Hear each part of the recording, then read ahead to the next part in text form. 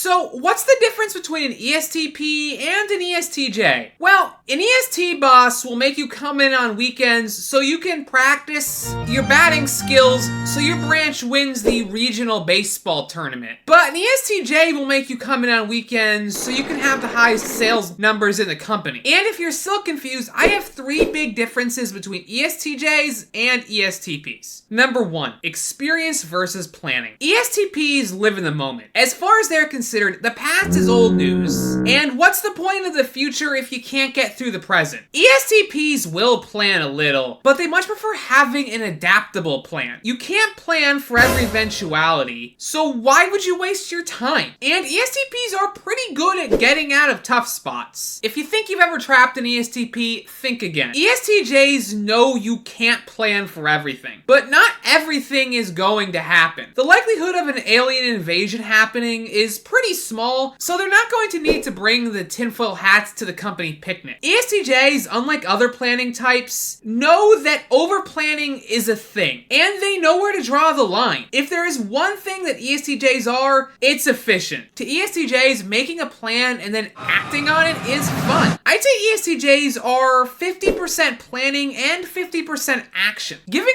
them a perfect balance. ESTPs are more like 20% planning and 80% action. They just love action, but planning is kinda lame. Don't get me wrong, ESTPs will make plans, but they'll only do it if they think they have to. As much as this might shock TE DOMs, checklists aren't the best thing since LSD. Number 2, logic versus tradition. Both ESTPs and ESTJs are very logical. I mean, they're both thinkers after all. And both types know the only logical thing to do is like this video. But ESTJs don't really care if everything makes sense. They don't need to understand everything that's going on. Heck, your average ESTJ CEO doesn't even know what half of their employees do. All they want to see is those numbers go up, so they can cross it off their checklist. ESTPs would be a lot more hands-on, and a lot more pedantic. If you think you can sneak around and not get any work done with an ESTP boss, you got another thing coming. Everything needs to make sense to them. Everything needs to fit. ESTJs value tradition and systems. Personal habits they have in spades. And secretly, well, ESTJs probably don't want you to know this, but they can be really sentimental. I mean, they still have their first dollar they ever made. They got it when they entered into a contract with their parents so they wouldn't scream in the movie theater. And ESTPs probably don't want you to know this, but behind their sweaty sports jacket, they have a heart of gold, and they care deeply about their friends. Number 3, struggle with self versus struggle with the big picture. Everyone has a blind spot, and ESTJs and ESTPs are no different. While ESTPs can be very empathetic, they can also lose sense of themselves. Oftentimes, they don't even know what they want, so they just try to do all the things.